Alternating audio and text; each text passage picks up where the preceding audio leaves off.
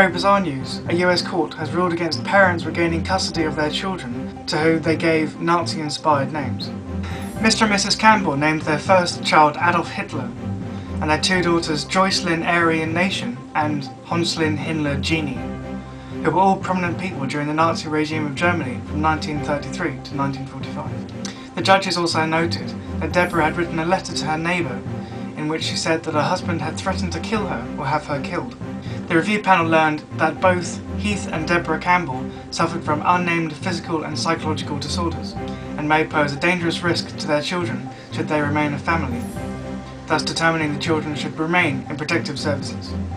In name-related news, a New Zealand couple have been refused to call their child For Real, inspired by the ultrasound picture in which they learned that their child was for real, due to the law against names beginning with a number. After being denied this choice, the parents settled on naming their child Superman, but have resolved to call their child For Real at home. The parents are considering legal action to reverse this law. In the past, the New Zealand officials have intervened to prevent parents from calling their children names like Satan or Adolf Hitler.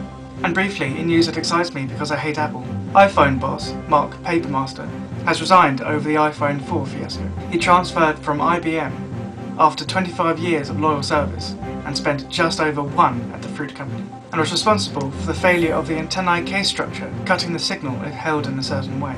What are your views on these two sets of parents that wanted to name their children potentially racial hatred inciting names, or making them sound like a boy band?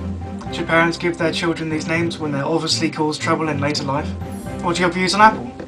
Should the company have realised their silly mistake before the iPhones hit the shelves?